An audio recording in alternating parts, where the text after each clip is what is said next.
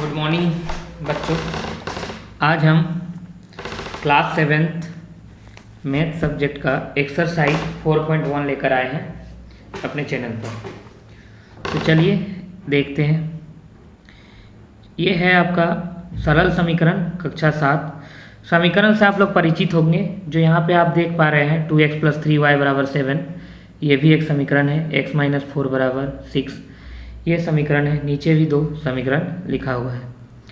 ठीक है, चलिए प्रश्नावली 4.1 की बात करते हैं हम।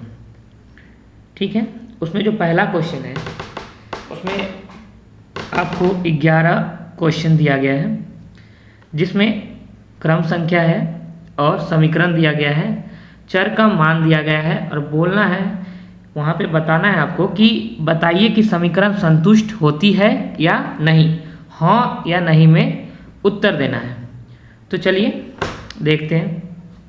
पहला x + 3, जहाँ x का मान -3 रखना है, तो आप रख के देख सकते हैं x प्लस ब्रैकेट में -3, सॉरी ये नहीं, x की जगह आपको -3 रखना है।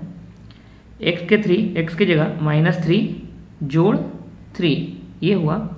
तो क्या -3 + 3 क्या होता है? 0।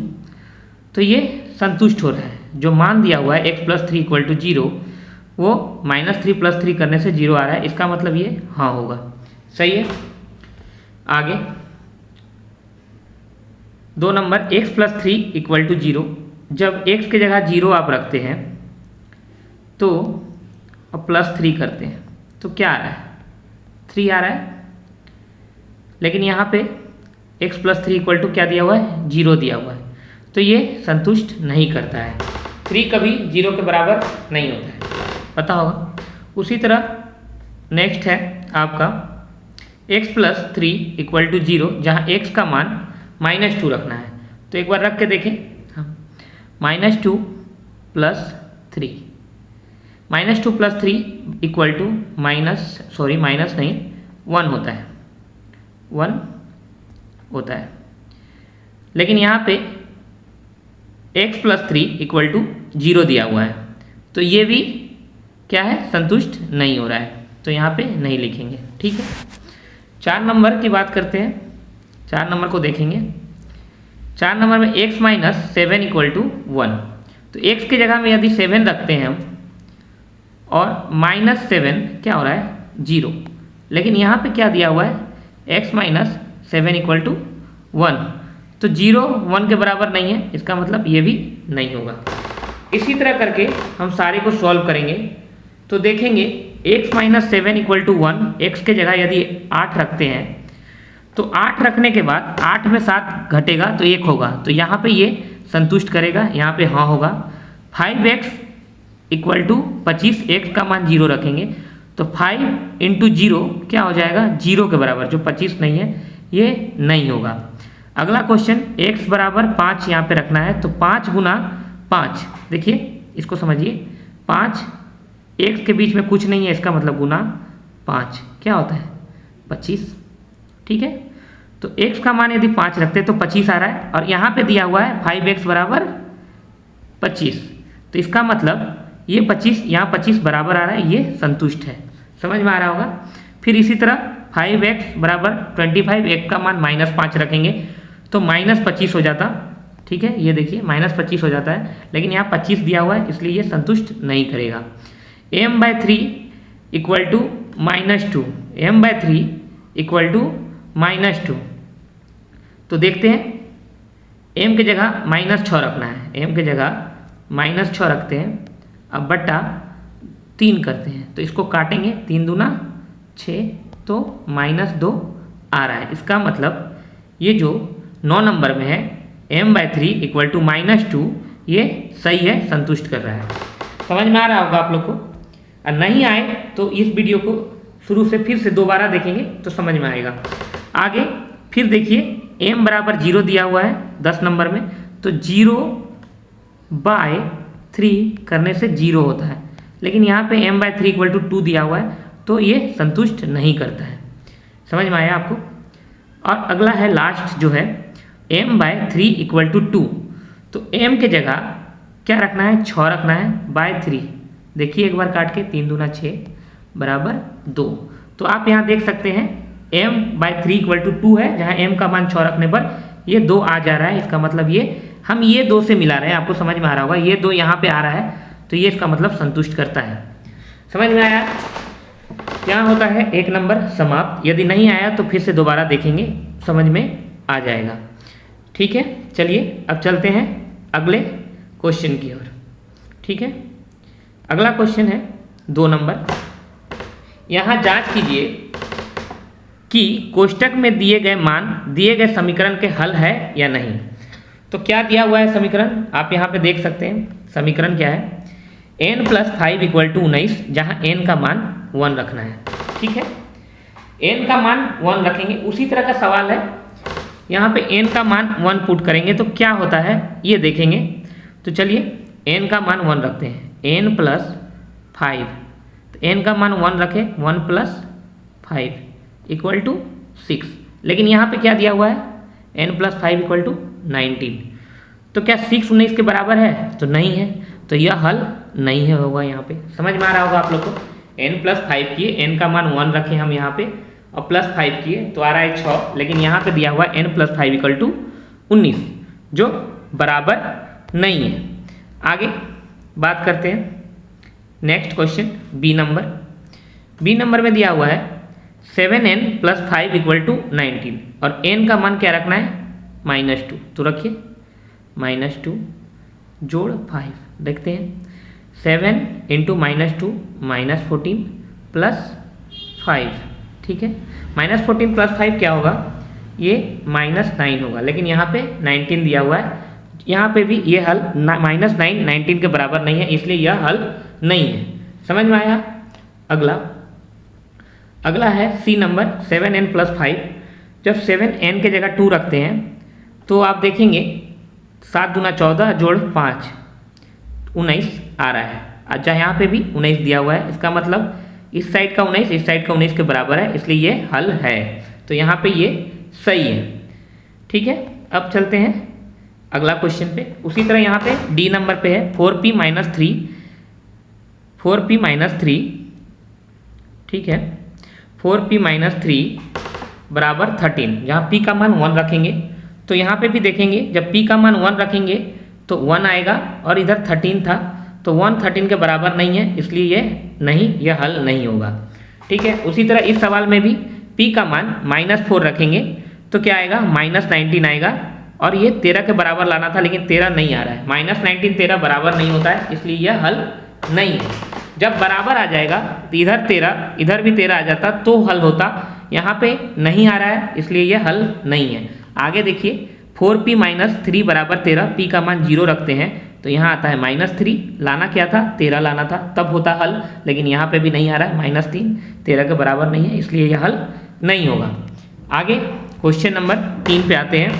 प्रयत्न भूल विधि से हल कीजिए। 1 नंबर सवाल है आपका 4p + 2 = 17।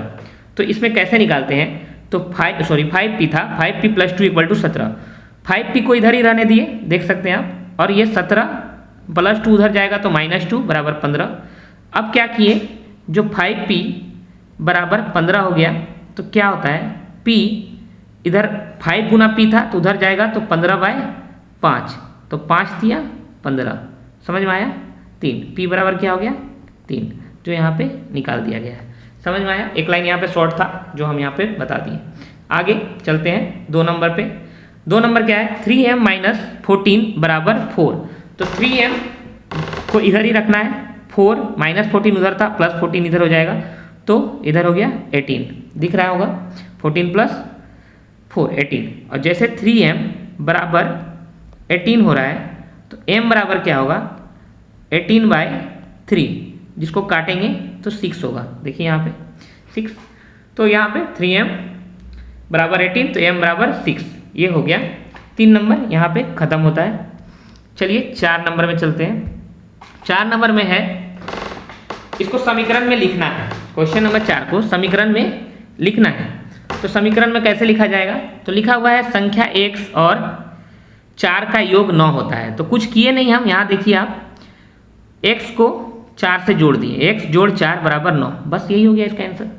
उसी तरह यहाँ पे y में से 2 घटाने पर 8 प्राप्त होता है। तो क्या किए हम, y में 2 घटा दिए तो 8 प्राप्त हो गया। समझ में आ रहा होगा। a का 10 गुना 70 है, तो देखिए 10 को a से गुना कर दिए, 10a बराबर 70, 10a लिखें, इसका मतलब 10 गुना a है बराबर 70, ये भी हो गया। यहाँ पे देखिए b को 5 से भाग देने पर 6 प्राप्त होता है। तो b को 5 से भाग देना मतलब 5 से भाग देना, ये ना होता है b/5 बराबर 6। यहाँ पे भी देख सकते हैं हम दोनों तरफ से किए हैं, b भागा 5 बराबर 6 या b/5 बराबर 6। यहाँ पे होता है 4 नंबर खत्म।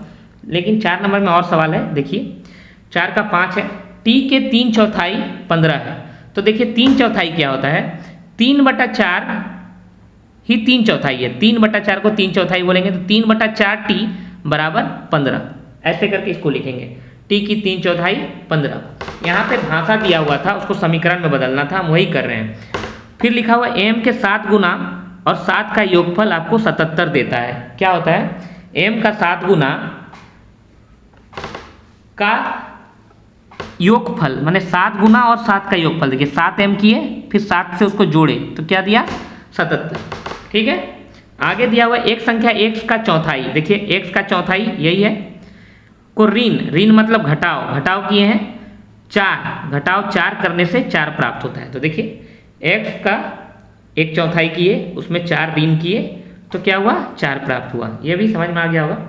आगे है, यदि आप y के 6 गुने में से 6 घटाए तो आपको 60 प्राप्त होता है। तो देखिए y का 6 गुना किए 6y, उसमें 6 घटाए तो 60 प्राप्त हुआ, ये भी हो गया। फिर है 9 नंबर, यदि आप z की 1/3, तो z की 1/3 में 3 जोड़े तो 3 जोड़े तो क्या प्राप्त हुआ 30 प्राप्त हुआ। तो देखिए z का 1/3 z/3 जोड़े 3 बराबर 30 प्राप्त हुआ 30। समझ में आया आप लोग को।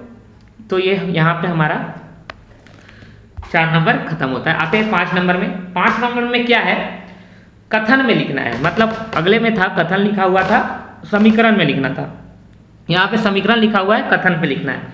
तो क्या है समीकरण, देखिए पहला समीकरण है p + 4 बराबर 15। तो हम उसको लिख सकते हैं, कोई संख्या p में 4 जोड़ने पर 15 प्राप्त होता है, वही लिखा हुआ है ना, p में 4 जोड़ने पर 15 प्राप्त होता है, यही लिख देंगे।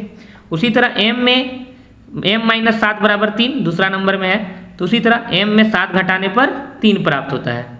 उसी तरह 2m बराबर 7 माने m का 2 गुना 7 होता है, ये लिखना है यहाँ पे, m का 2 गुना बराबर 7, यही है। यहाँ पे देखिए m/5 बराबर 3, तो m को 5 से भाग देने पर 3 प्राप्त होता है। सिर्फ भाषा में बदल दे रहे हैं, चीज़ वही लिख रहे हैं। देखिए यहाँ पे देखिए किसी संख्या m का 3 गुना लेकर उसे 5 से भाग देने पर, तो 3 गुना पहले किए 3m/5 करने पर 6 प्राप्त होता है, तो ये होगा। 3p + 4 बराबर 25, इसमें क्या हो रहा है p का 3 गुना कर उसमें 4 जोड़े हैं, देखिए p का 3 गुना किया हुआ है यहाँ पे, फिर उसमें 4 जोड़े हैं तो क्या प्राप्त होता है 25 प्राप्त होता है, तो ये हो गया। उसी तरह 7 नंबर 4p - 2 बराबर 18, किसी संख्या p का 4 गुना करके उसमें 2 घटाने पर 18 प्राप्त होता है, ये हो गया आपका 7 नंबर। 8 नंबर में है p का 2 से भाग देकर उसमें 2 जोड़ने पर 8 प्राप्त होता है, देखिए p को 2 से भाग दिए फिर उसमें 2 से जोड़े तो क्या प्राप्त हुआ 8 प्राप्त हुआ। तो यहाँ पे हमारा सवाल 5 नंबर भी कंप्लीट होता है। चलिए 6 नंबर की ओर चलते हैं। 6 नंबर में 4 सवाल है, 2 सवाल इस पेज में करेंगे, अगला 2 सवाल अगले पेज में करेंगे। तो देखिए इसमें है निम्नलिखित स्थितियों में समीकरण बनाइए। तो क्या कहता है स्थिति, देखिए इरफान कहता है कि उसके पास परसित के पास जितने कासे हैं, यहाँ पे कासे नहीं कंचे किया कर लीजिएगा आप, यहाँ पे थोड़ा मिस हो गया है, कंचे या कंचे मतलब वो गोली जो बच्चे खेलते हैं नहीं गोली वो होते हैं, चलिए कंचे कर लीजिएगा, सब जगह कंचे कर लीजिएगा आप लोग, यहाँ पे भी और यहाँ पे भी, ठीक है। इसमें क्या है, इरफान कहता है कि उसके पास परसित के पास जितने कंचे हैं उनके 5 गुने से 7 अधिक कंचे हैं। तो कैसे होगा, और इरफान के पास कितने 37 कंचे हैं, तो इसको लिखने का है। अब दिया हुआ है कि परसित के कंचों की संख्या m है, यहाँ पे परसित की कंचों की संख्या m दिया हुआ है, तो इसको लिखने का समीकरण है 5 को m से गुना करेंगे और उसमें से 7 जोड़ देंगे, अधिक है 7 बराबर 37, ये होगा पहला का आंसर। दूसरा नंबर है लक्ष्मी के पिता की आयु 49 वर्ष है, उनकी आयु लड़की की आयु की 3 गुने से 4 वर्ष अधिक है। लक्ष्मी की आयु को मानना है y, तो y मानना है, तो लक्ष्मी की आयु की 3 गुनी किए और उसमें 4 जोड़ेंगे तो उसके पिताजी की आयु आएगी 49। तो इसका आंसर होगा 3y + 4 बराबर 49। आगे चलते हैं 3 नंबर में। 3 नंबर है सवाल, अध्यापक बताते हैं कि उनके कक्षा में एक विद्यार्थी द्वारा प्राप्त किए गए न्यूनतम अंक का दोगुना धन 7 है। प्राप्त किए गए अधिकतम अंक 87 है और न्यूनतम प्राप्त अंक L मानना है। तो यहाँ पे इसका समीकरण लिखा जाएगा। देखिए इसमें दिया हुआ है न्यूनतम अंक को दोगुना और उसमें धन 7, मतलब धन मतलब जोड़ना है, ऋण मतलब माइनस और धन मतलब जोड़ना है। ठीक है, तो देखिए 2 गुना किए न्यूनतम अंक का, न्यूनतम अंक L मानना था तो 2L जोड़ 7 करेंगे तो 87 आएगा। इसका समीकरण होगा 2L जोड़ 7 बराबर 87। अगला है, एक समद्विबाहु त्रिभुज शीर्ष कोण प्रत्येक आधार कोण का दोगुना है।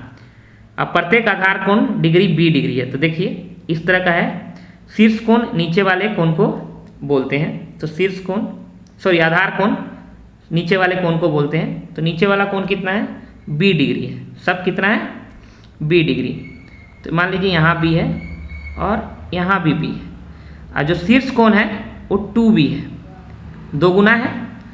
अब देखिए त्रिभुज के तीनों कोणों का योग कितना होता है, 180 डिग्री। तो कैसे लिखेंगे, B, यहाँ देखिए B जोड़ B जोड़ 2B, 3 गो कोण है ना, एगो B है, ये भी B है और ये 2B बराबर 180 डिग्री। तो जोड़िए 1B 2B और 2 4B बराबर 180 डिग्री। तो ऐसे करके यहाँ पे 4B बराबर 180 डिग्री हो जाएगा।